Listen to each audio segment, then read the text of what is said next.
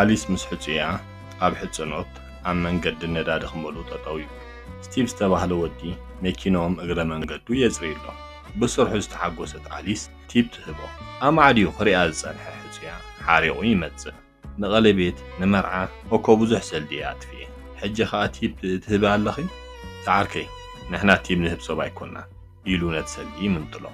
ንዓጥፋእ ኢሉ ኸኣ ኣጋፊዑ ይሰጉ። ኤሊስ ሓፊራ እንታይ ትገብር ኣለኻ ትብሎ። ንዕናይ ጥራይ ንኺድ ኢልዋ እንዳማረረ ናብ መኪንኡ ይኣቱ። ስርሑ ዘሕፈራ ኤሊስ ናይ ብሓቂ ኣጸቢቕለይ ታሪኻ ማለት እዩ ትብሎ።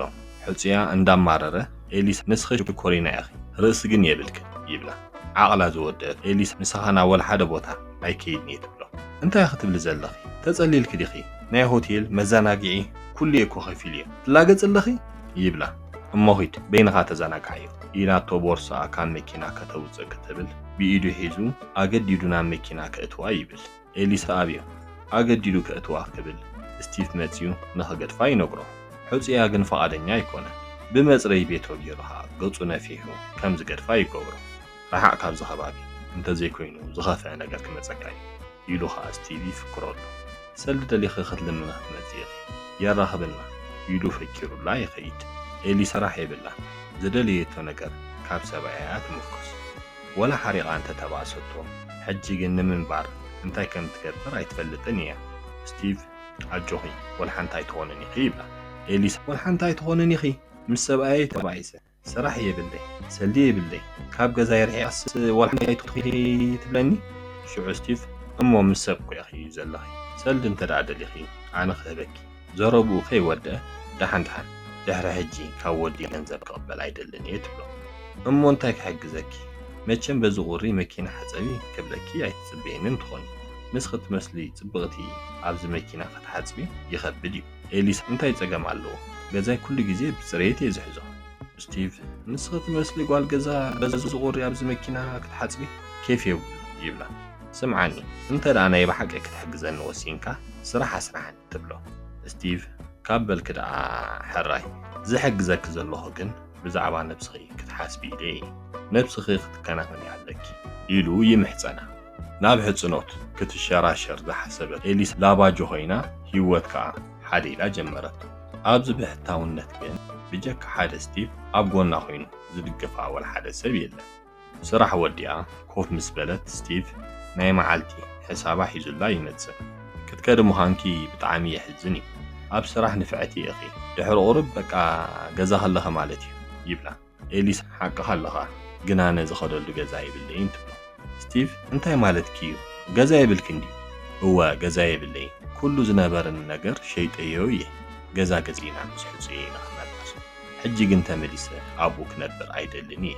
ስቲቭን እሞ ሕጂ ደኣ ናበይ ክትከድ ኢኺ ይብላ። እንድዒ ናበይ ከም ዝኸይድ ኣይፈልጥን እየ ሰልዲ ኣኪበ ገዛ ክካረይ ኣለኒ ትብሎ።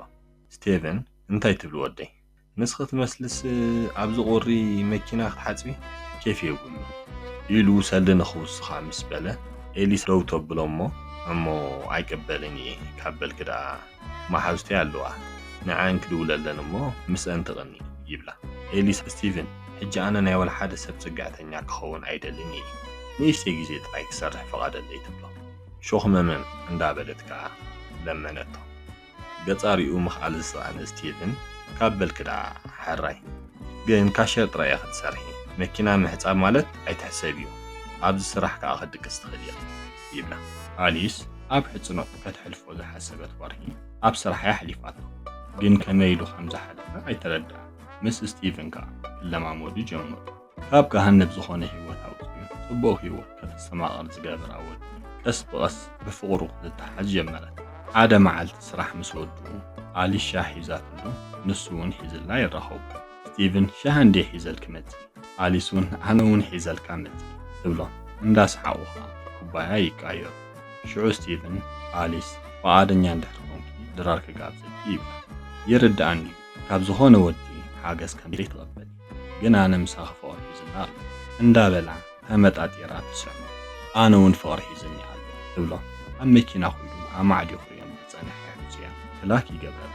ሽዑ ኣሊስ መጻ ኹይላት ስቲቭ ናብ ሕጹያ ትኸይድ ከም ትምለስ ርግጸኛ ዝነበረ حوزيا انتي دا نغنزبيلكي مثل افاجو هدكس جميركي يبلا أليس حريقة تفعل لي كابزي كريك كايدلني إلى تخذ كيد كتبل سنبيدو يتوع هم زي تملس ترديوها كلمنا يجمر بقى ترديني نفس خيلكي كتنابل خمد تخلي حجي جنجزانا نخيل يبلا أليس أنا أبزت إيه من نار أكيد نيتبلو شعوخم عملو كقوات قلا يجمر مساي تريكيتكي قعدوا يزل أباجو أليسكا كاد سرح يدلي نياف قاريخ السرح كتعزود اللي خالخ مالديو أبناي داشبورد كاميرا تسايل أب قصين دا نفحلي انت دا خسيسيو أب أسربيت كاتيو بسنك خخا كل نجر كخسر دسيلك قالو مالديو أليس نتاوزي قالو إلى عند حسبت نسو جن بزي متزاي متيوا بتوب لك قالو إلو هاي فرارح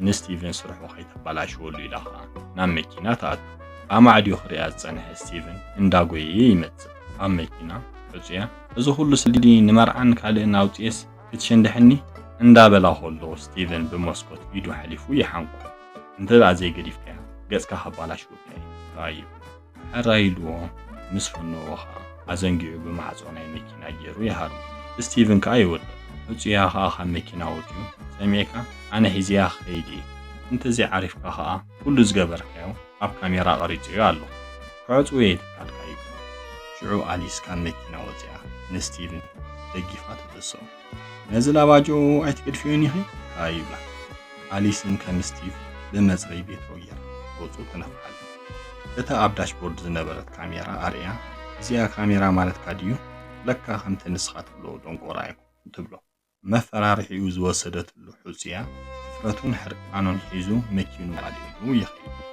شعو أليس لك عركي ونان دالافاجي تبلو ستيفن كا حادت رايزي كونس بوزحم يبلا انتاي دا أبزي مكينة حدث مسبلتو سرحي بطعمي يلفوت قلنا انتاي الكني عركي لي خزبال كني يبلا أليس كون عز اندابلت بملكت هو تبلا نايب حق أفكاري لنعزلنت مكربار حالي سلسخوني كبرات تخطاتل مدمنا انترافة خمو سابسكرايب بمكبار أنا ريتوتاتكم كأف كومنت مصحف نابوز حساب نقبا صحفا لايك بمكبار نمسك